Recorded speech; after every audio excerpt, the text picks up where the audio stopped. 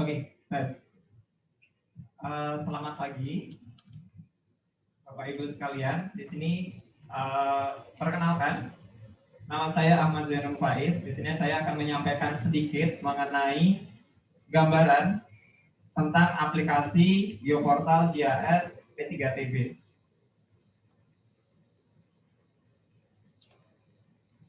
Oke.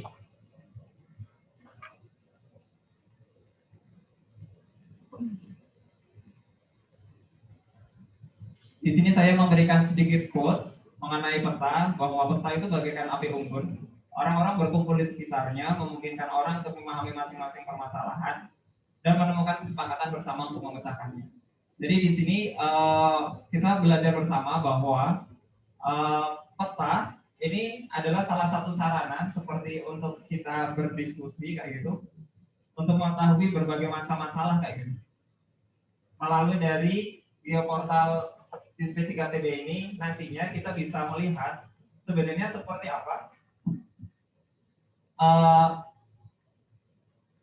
proses perencanaan yang ada di dalam P3TB itu sendiri.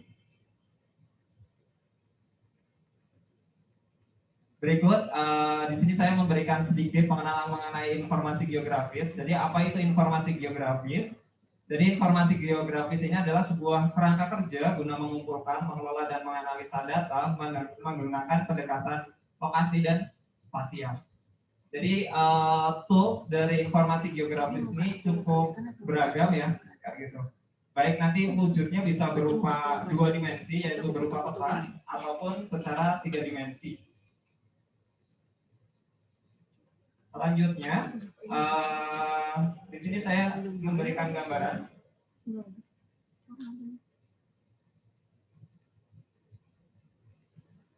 Apa itu geoportal sendiri?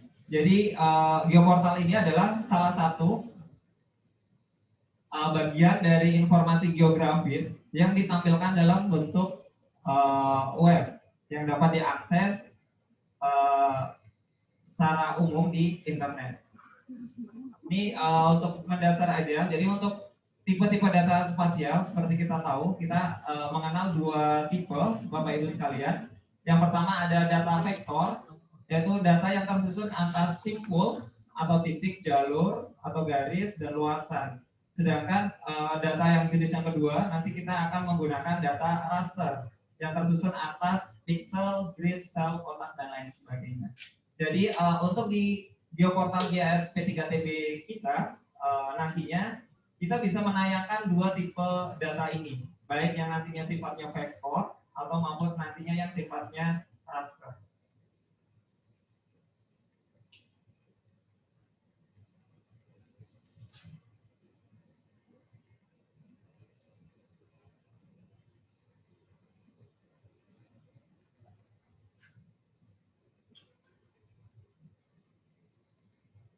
Oke, ini berikut gambaran beberapa contoh data vektor dan data raster yang dapat diolah ke dalam sistem geoportal GIS kita, Bapak Ibu sekalian. Jadi untuk data vektor secara umum karena kita menggunakan aplikasi untuk kita menggunakan ArcGIS Enterprise, jadi di sini kita bisa menggunakan ekstensi yaitu berupa save file.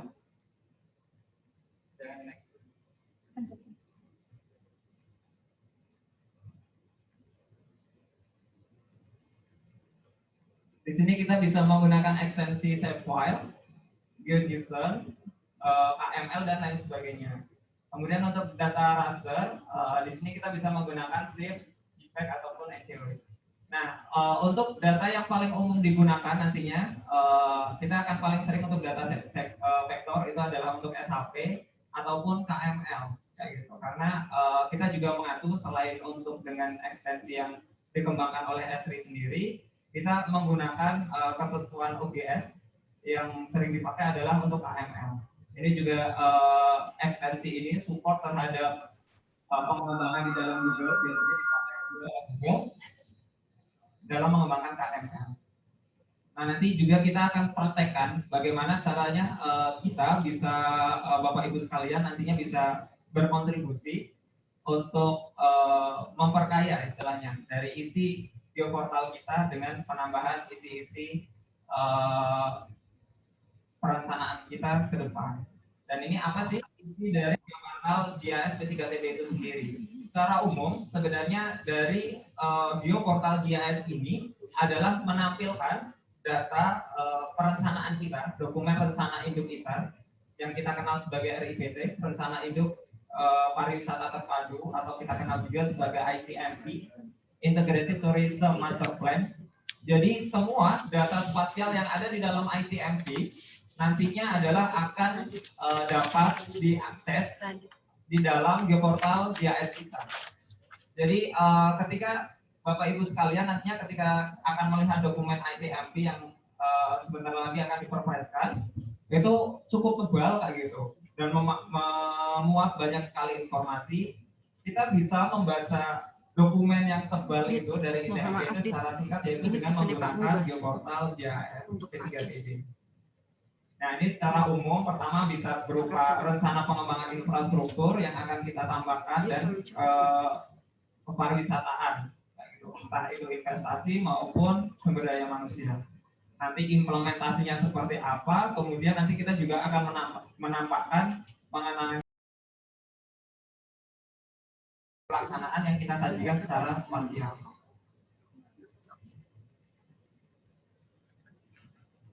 Oke, berikut ini kita perlihatkan sebenarnya tampilan dari geoportal kita. Jadi ini adalah tampilan peta interaktif, bisa Bapak Ibu lihat sekalian.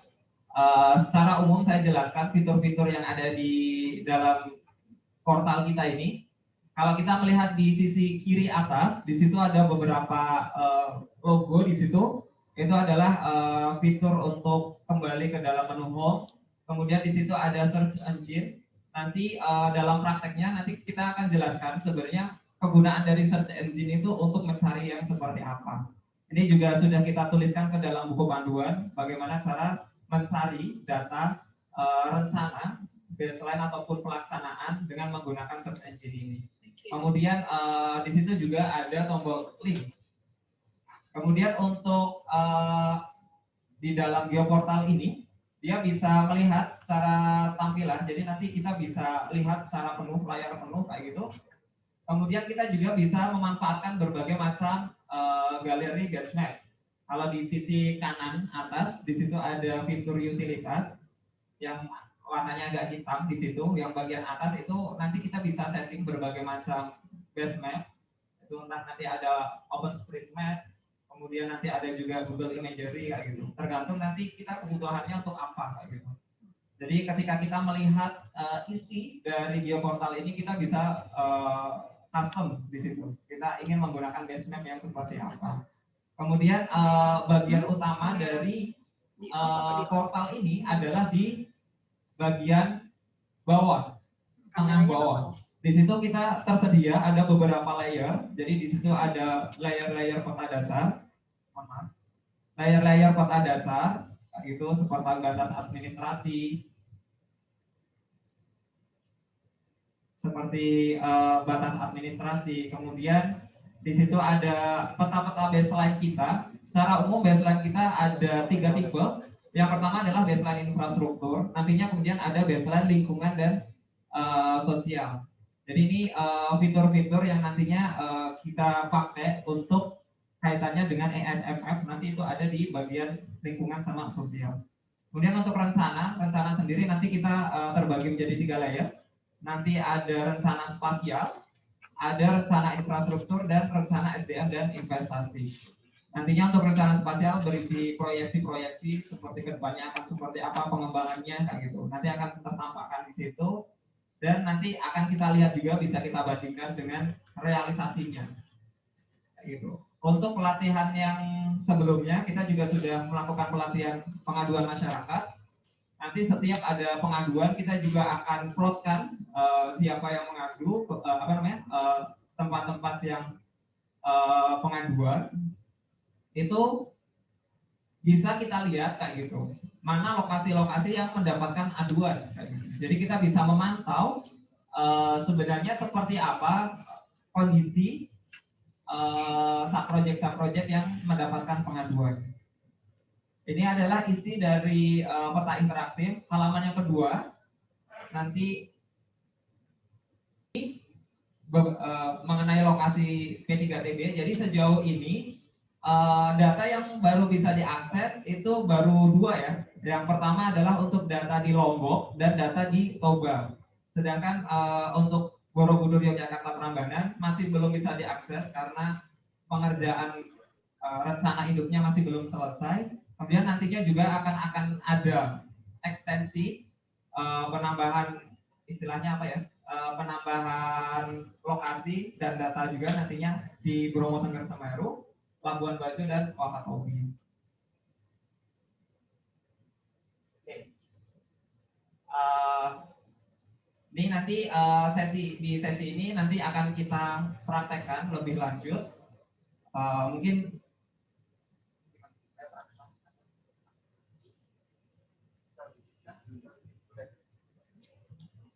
mungkin ini baca notes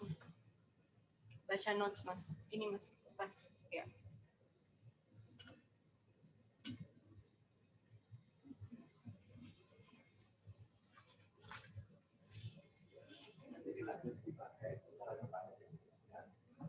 Baik, jadi ini materi pengantar dari kami. Nanti kita akan lanjut dengan praktek mengakses dari geoportal kita. Demikian dari saya. Nanti kita sambung lagi. Saya tutup. Selamat pagi. Baik, Bapak Ibu sekalian. Tadi sudah sedikit materi saya ya. Jadi sekarang melanjutkan sebenarnya. Harusnya materi saya setelah dari Bapak Kapus Datin. Jadi agak sedikit nyambung gitu ya. Gitu. Mungkin boleh saya aja yang saya screen.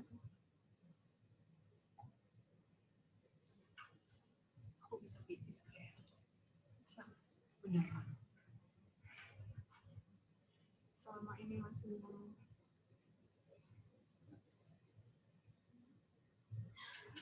baik, Bapak Ibu sekalian.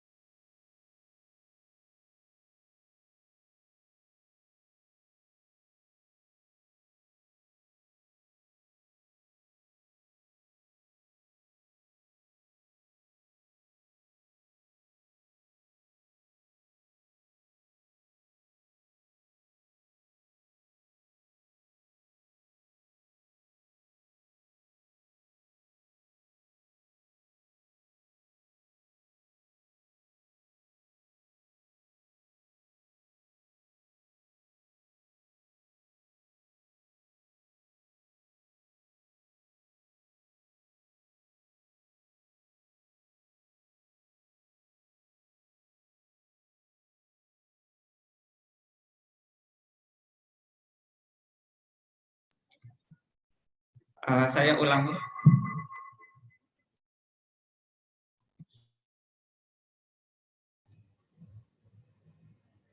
Baik, mungkin tadi suara saya belum masuk.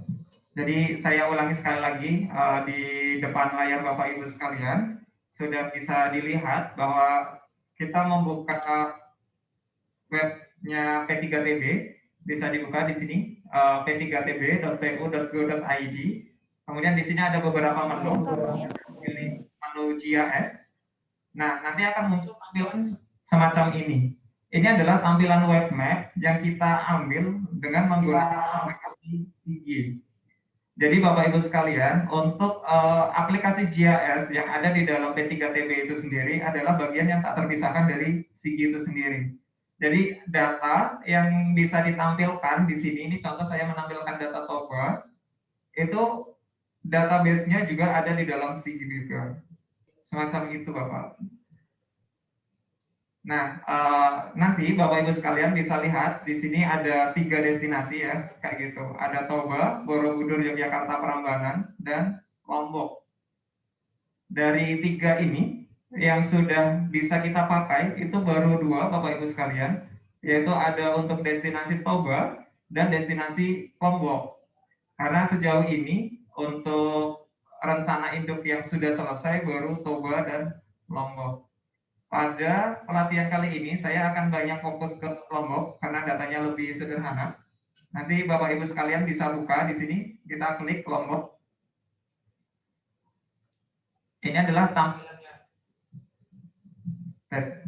Ini adalah tampilan yang sudah di-embed ke dalam menu kita. Nantinya kalau Ibu ingin buka secara penuh, Bapak Ibu sekalian, itu bisa klik di sini. Di sini ada hyperlink. Kita menuju ke portalnya Sigi. Jadi kita akan mengarahkan ke dalam portalnya Sigi. Di sini saya sedikit menjelaskan lagi dari paparan saya yang awal tadi, bahwa di sini ada beberapa fitur. Di sini contoh di sini ada fitur navigasi. Ini Bapak Ibu bisa zoom, zoom in, zoom out. Kemudian ini ke default extend. Jadi kalau kita lari kemanapun gitu ya. Misal saya melihat Labuan Bajo di sini. Ketika kita klik dalam menu ini, kita akan kembali lagi ke Lombok. Karena kita melihat di sini konteksnya adalah melihat database dari Lombok. Kemudian di sini juga ada lokasi. Jadi kalau Bapak Ibu sekalian klik lokasi ini, akan mengarahkan kepada lokasi saat ini kita berada. Ini contoh karena kami ada di Jakarta, dia akan mengarahkan di Jakarta. Gitu. Jadi kalau Bapak sekalian mengakses di Lombok, ketika dia klik dia akan ke Lombok. Kalau yang dari Jogja, ketika mengklik itu dia akan mengarah ke Jogja. Lalu untuk kembali ke extend awal kita ke Lombok, kita bisa klik lagi di sini. Oke, kita kembali lagi ke Lombok. Kemudian ini adalah tampilan secara umum ya. Ketika kita ingin melihat secara besar, di sini ada fitur yaitu tulisannya full screen. Jadi kalau kita kursorkan arahnya ke sini, kita bisa lihat, kita bisa melihat secara penuh tayangan secara full screen.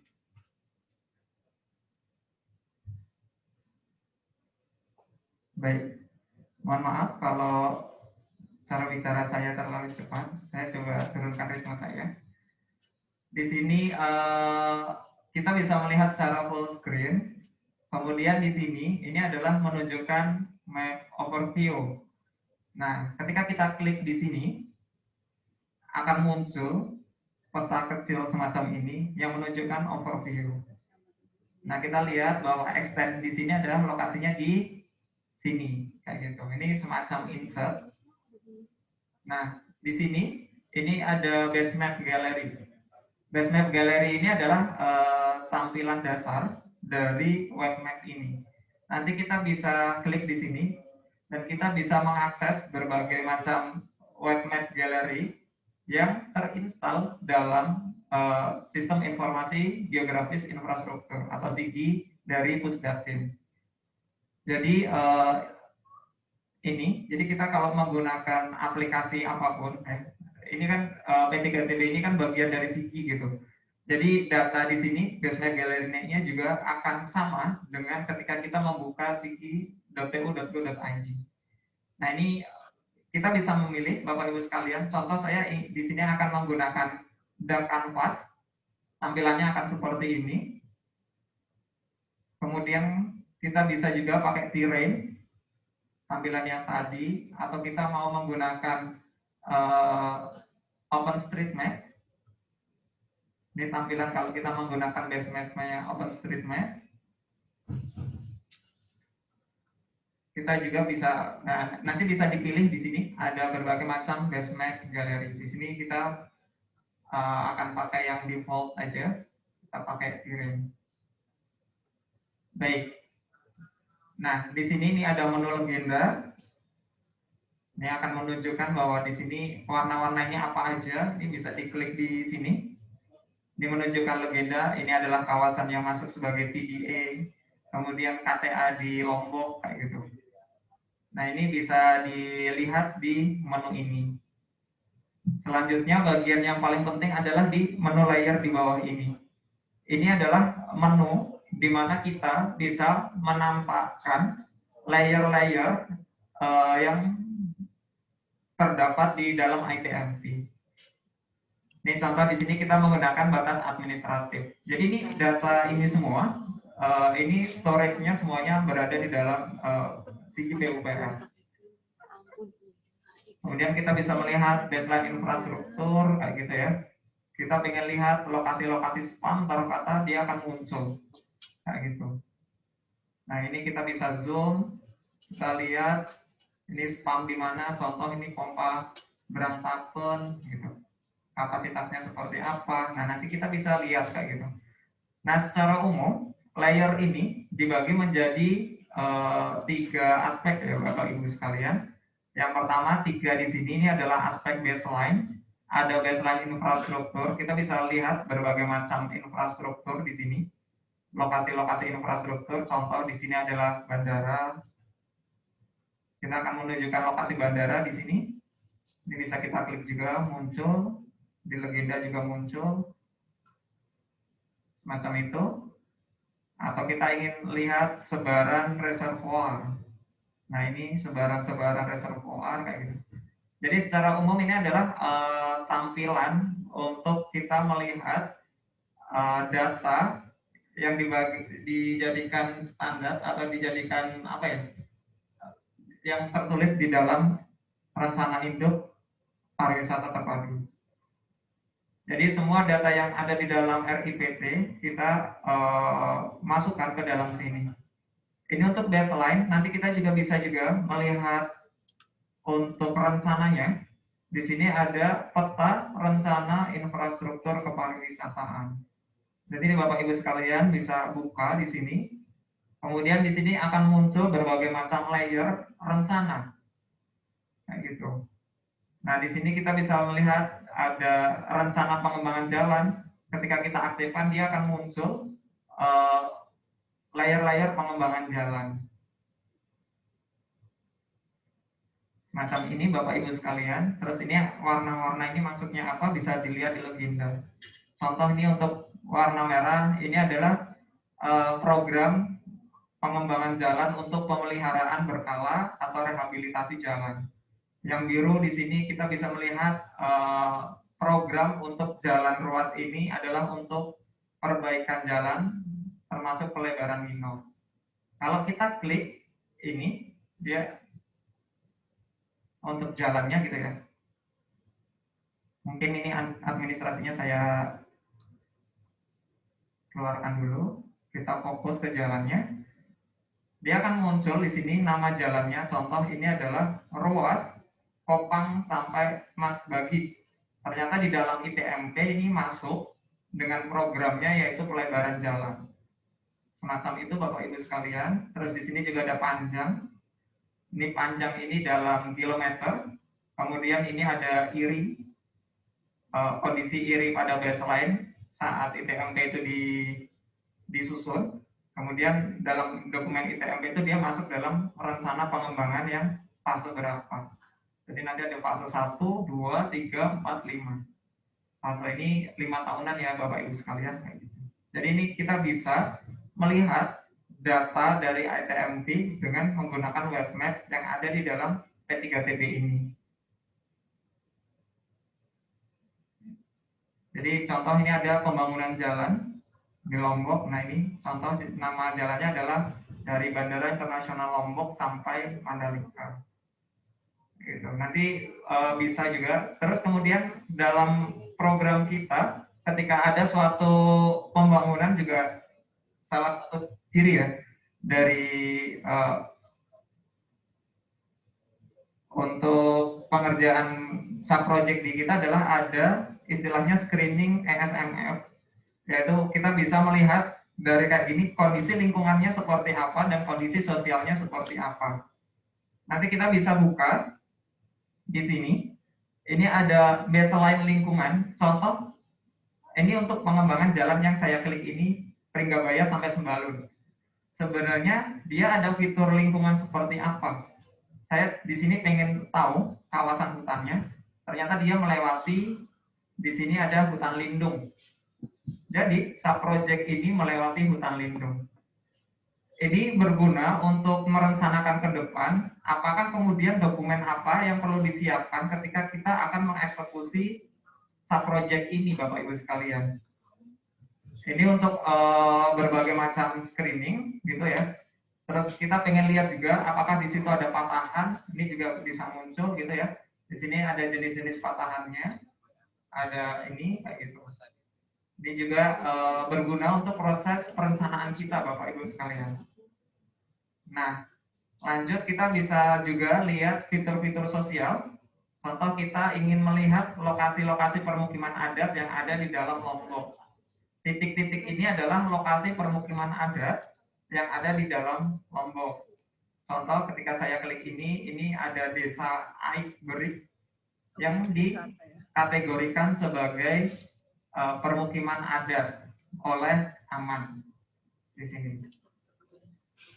Nah, ini juga berguna untuk screening juga. Ini kalau kita lihat secara kewilayahan dari desa tersebut, ini adalah desa-desa yang dinobatkan sebagai wilayah adat.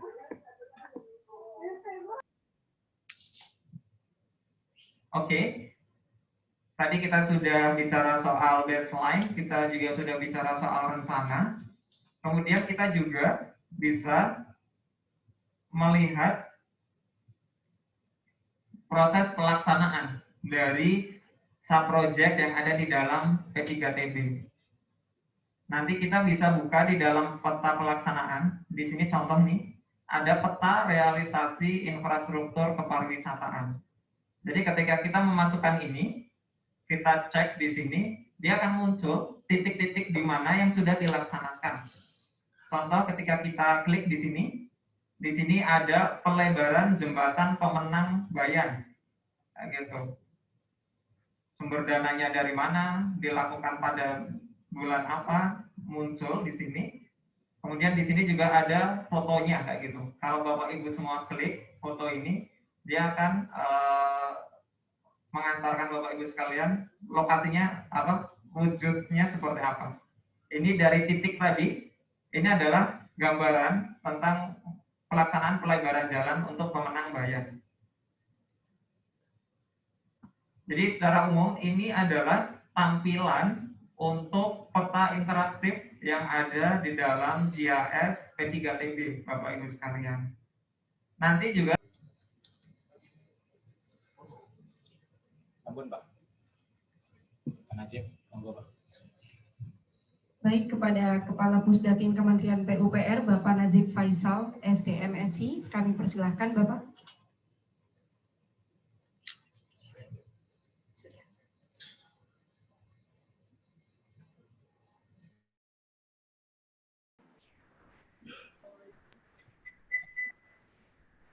Oke, baik. Terima kasih. Assalamualaikum warahmatullahi wabarakatuh.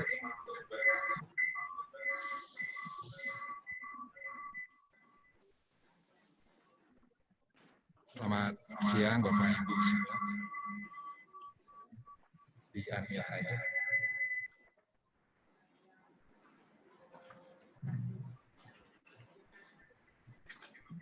Oke.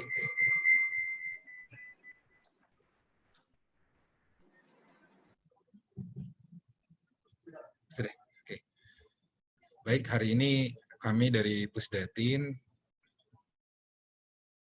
ingin sharing knowledge terkait dengan progres kebijakan satu peta di lingkungan Kementerian PUPR. Pekerjaan yang sebetulnya sederhana mengintegrasikan, namun sampai saat ini masih banyak dramanya. Tapi kita coba agar semuanya menggunakan satu data, satu peta, satu referensi. Next, punten.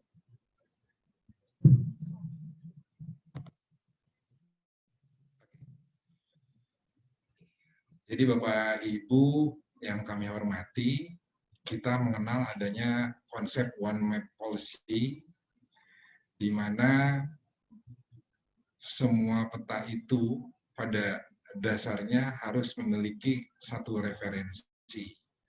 Apa itu satu referensi? Yaitu menggunakan datum yang sama. Sampai saat ini Indonesia masih mengacu pada referensi DGN 1995 yang dikeluarkan oleh Badan Informasi Geospasial. Seperti itu. Jadi kalau di luar referensi tadi, tidak mengikuti one map policy. Kemudian standar. Satu standar. Untuk peta dan lain sebagainya itu mengacu pada standar-standar umum yang ada atau dikelola oleh Badan Informasi Geospasial.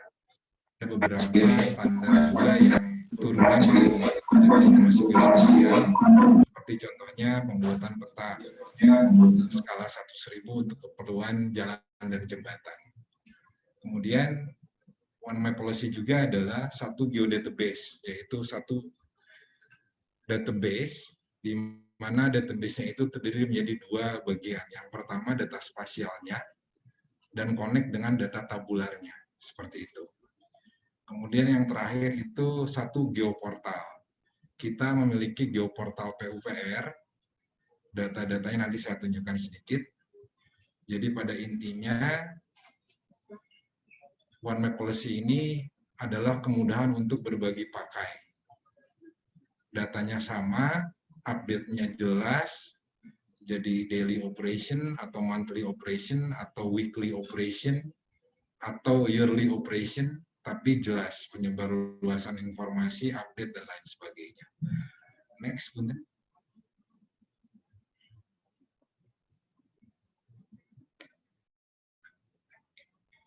Ini adalah konsepsi percepatan kebijakan satu peta, ada Perpresnya nomor 9 tahun 2016, yaitu tujuannya jelas untuk standarisasi referensi basis data geoportal sebagai acuan untuk perbaikan data spasial, akurasi perencanaan tata ruang, akurasi dalam penyusunan kebijakan dan pengambilan keputusan.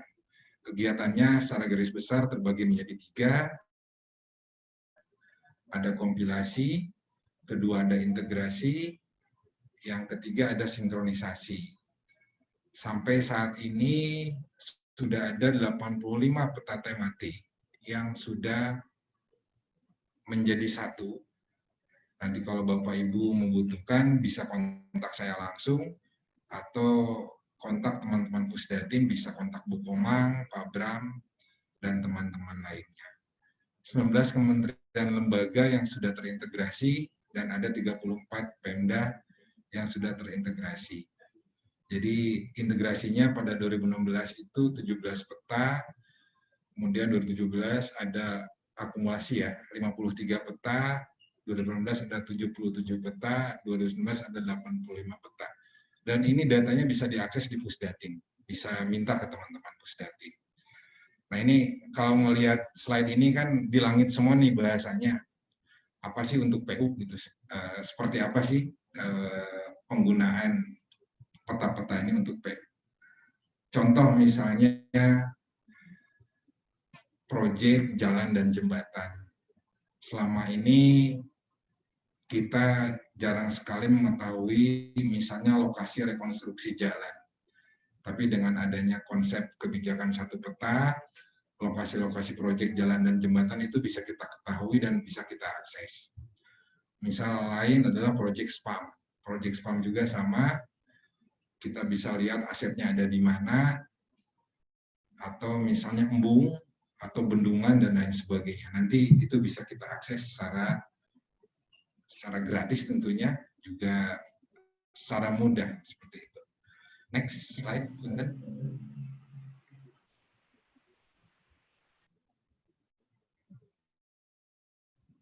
Oke, ini informasi geospasial tematik, IGT, yang sudah masuk ya di dalam geoportal kita. Jadi pertama adalah peta sebaran bendungan existing, peta sebaran bendungan rencana, peta sebaran lokasi pengaman pantai. Ini yang warna merah, daerah irigasi masih PR besar, karena terus terang kemarin saja di suatu lokasi, kami dapatnya itu dari konsultan di salah satu balai, seperti itu. Kemudian peta sebaran air tanah, peta ketersediaan air, peta jalan nasional, peta jalan tol. Nah ini yang merah PR juga, peta jalan provinsi, peta jalan kabupaten atau kota. Ini masih PR di kita, karena datanya terus terang masih pabaliut kalau kata orang Sunda, tapi kita beresin. Peta sebaran lokasi TPA, peta sebaran lokasi IPAL, spam juga kita punya, serta rusunawa. Saat ini di Pusdatin, kita mengkombinasikan data-data ini untuk daily operation kita. Biasanya ada gempa, ada hujan, ada kekeringan, dan lain sebagainya. Kemudian tambahan 2020, kita ada kegagalan bendungan, existing dan rencana dari SDA. Kemudian sedang kita kerjakan ini, IGT sebaran rumah khusus, IGT sebaran lokasi prasarana sarana dan utilitas rumah umum, kemudian sebaran daerah irigasi tambak, serta sebaran sumber dan bahaya gempa. Ini sedang kita kerjakan. Tapi pada intinya dari Pusdatin sekarang sedang cerewet-cerewetnya gitu ke Yunor. Kita rubah konsepnya. Kalau dulu kita bicara, kita bikin blueprintnya data, sekarang kita balik. Bapak Ibu punya apa, kita akan sedot gitu, seperti itu. Jadi kita ambil dulu datanya sesuai konsep big data, kita ambil dulu walaupun masih ada raw data, ada foto dan sebagainya, tapi kita ambil dulu, kita amankan dulu. Seperti itu. Next. Ini yang idealnya sesuai Permen PUPR nomor 25 tahun 2014. Ini yang sangat ideal, yang sedang kita kejar. Bapak Ibu bisa lihat ya, ada peta wilayah sungai, das, sungainya sendiri, danau, embung, potensi embung, ada bendungan, bendung. Ini yang sedang kita kejar ke masing-masing Yunor. Hampir tiap hari kita kejar, kita teror. Dibilangnya Pusdatin tuh nyebelin sekarang karena kerjanya nagih data. Karena kalau kita tidak nyebelin, nggak akan beres-beres ini. Terus Cipta Karya juga sedang kita kejar. Spam, kalau spam sudah masuk, TPA sudah masuk, yang dari Sanimas, P2KP, RISE, PPIP, kemudian PAMSIMAS, PLBN yang sedang kita kejar sekarang. Kemudian perumahan sedang kita kejar juga, lokasi rusunawa, rumah khusus, serta terakhir Bina Marga. Ini Bu Komang tolong tambah nanti ya. Jembatan gantung belum masuk ini. Memang jembatan gantung setelah beres kita lakukan final handover ke Pemda setempat, tapi setidaknya kita punya datanya seperti itu. Memang bukan wewenang kita untuk melakukan operation and maintenance-nya, tapi setidaknya kita punya datanya. Seperti itu.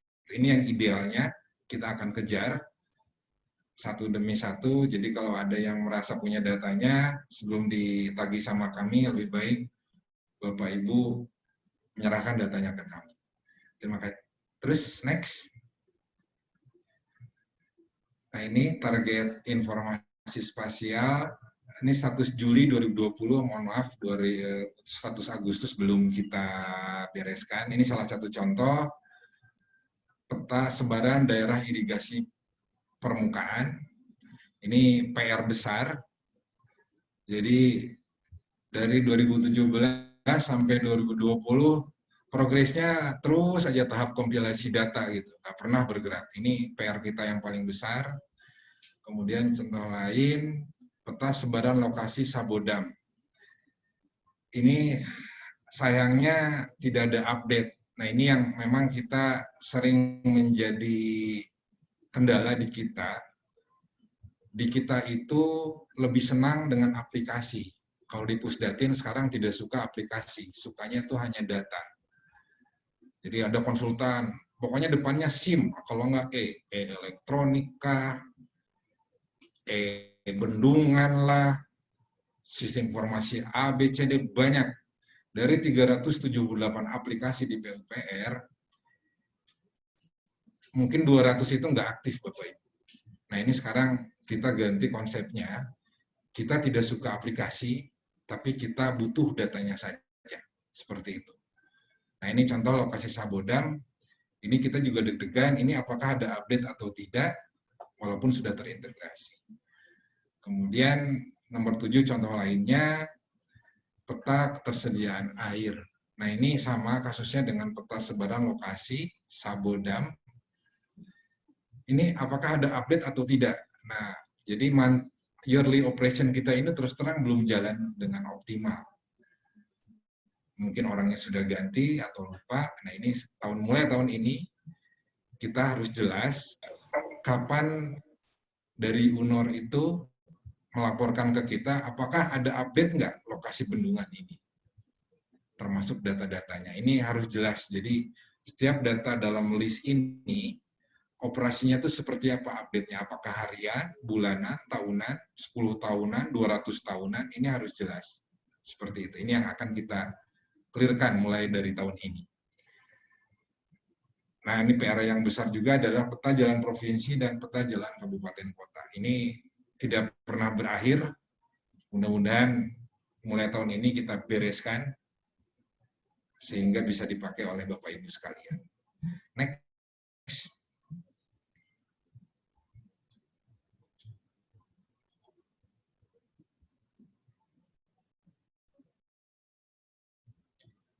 Nah, ini untuk skala ketelitian, di IGT ini memang kita memakai skala 150.000, tapi sudah ada arahan dari Menko bahwa kita akan menuju ke 110.000 atau 105.000. Tapi apapun itu, setidaknya kita punya datanya, Bapak Ibu bisa mengontak kita, misal butuh lokasi TPA, SPAM, IPAL, IPLT, mohon Bapak Ibu jangan melakukan survei lagi, tapi bisa memakai data-data dari kita. Seperti itu. Itu ada rajanya di belakang tuh, Bu Komang. Kalau butuh datanya itu, ada di sana. Insya Allah, SLA kita kalau ada yang minta data 1 hari saja. Tidak lebih dari 1 hari. Kecuali kalau mintanya Jumat, ya mungkin baru Senin ya.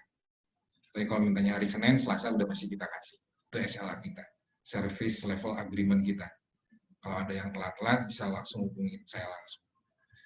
Next. Nah, ini adalah geoportal Sigi PUPR.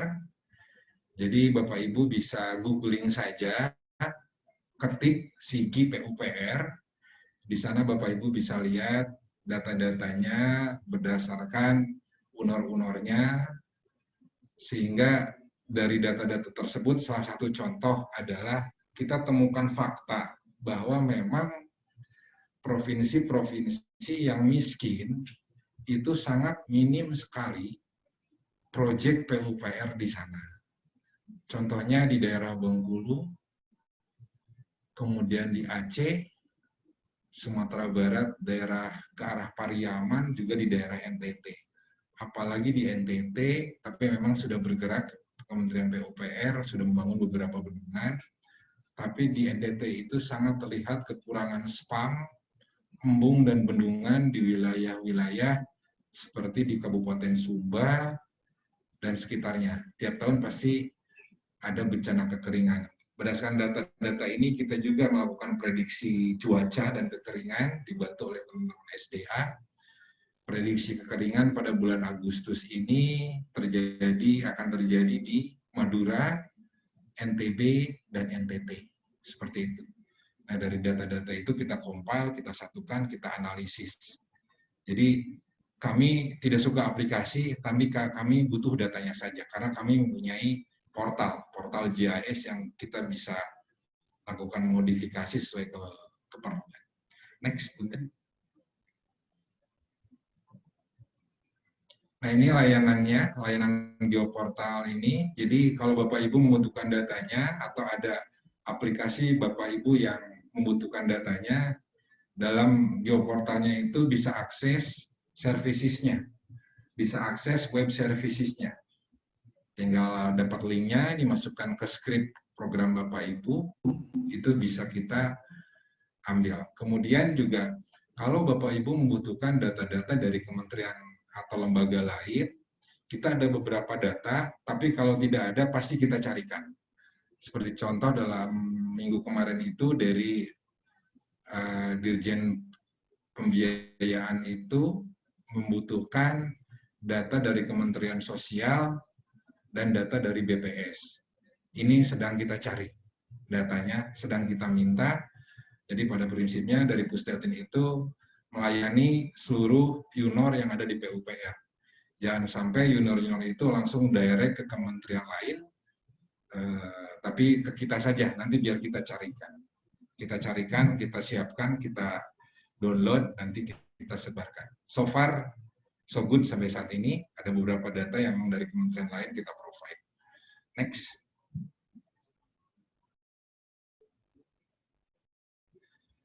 Kemudian fungsi dari SIGI itu yang pertama jelas publikasi ya. Kemudian akses database baik spasial maupun non spasial, tadi saya sebut tabular sebetulnya. Kemudian Bapak Ibu bisa melakukan kolaborasi dan berbagi pakai data spasial. Kemudian data-data citra satelit. Nah ini kita ada kerjasama dengan Europe Space Commissioning ya. Jadi kita bisa melihat perubahan-perubahan pola, perubahan geometrik atau dimensi dari sebuah daerah. Ini sedang kita ulik. Kita baru menyiapkan untuk Palu saja. Jadi dari Palu itu, kalau dari arah Donggala ke arah Palunya itu sampai sekarang masih terjadi uplift. Tapi daerah Palunya itu sudah mereda gitu, si proses uplift-nya. Sehingga dari sana kita menyarankan kalau ngebangun jalan, jangan rigid pavement kalau untuk daerah Donggala sampai Palu, tapi menggunakan flexible pavement gitu. Ini kita ada kerjasama dibantu dengan ADB, tapi terus terang baru rapat hari Rabu kemarin Kamis. Mudah-mudahan minggu ini sudah kita bisa lihat servisnya untuk seluruh Indonesia. Terutama untuk di sini kawasan-kawasan pariwisata, apakah ada zona-zona berbahaya, itu harus kita infokan. Jangan sampai nanti ngebangun sesuatu di daerah yang sering terjadi uplift. Terakhir, mendukung pengumpulan data di lapangan secara mandiri maupun kolektif. Jadi, karena kita lainnya JS portal menyeluruh, jadi Bapak Ibu kalau membutuhkan misalnya mau survei lapangan, tinggal bilang saja ke Pusdati, kita buatkan semacam aplikasinya, ini saya tunjukkan. Bentar.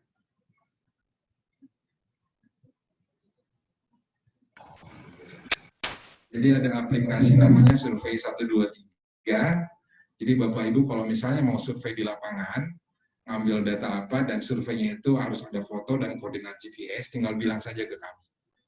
Seperti apa formulirnya biar kami develop, nanti ke lapangan, motret, tagging GPS, keluar lokasinya mungkin dalam 2-3 detik sudah masuk di GIS portal. Kalau membutuhkan itu bisa hubungi kami. Oke, next.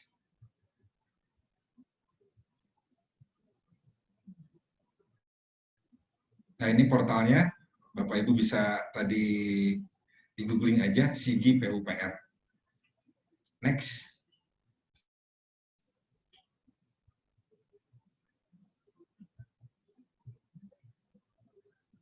Nah, ini kondisi yang diharapkan ke depan. Pertama, alhamdulillah sudah terjadi. Jadi kemarin kami rapat dengan minggu lalu dengan Pak Menteri, rapat santai dengan Pak Dirjen SDA.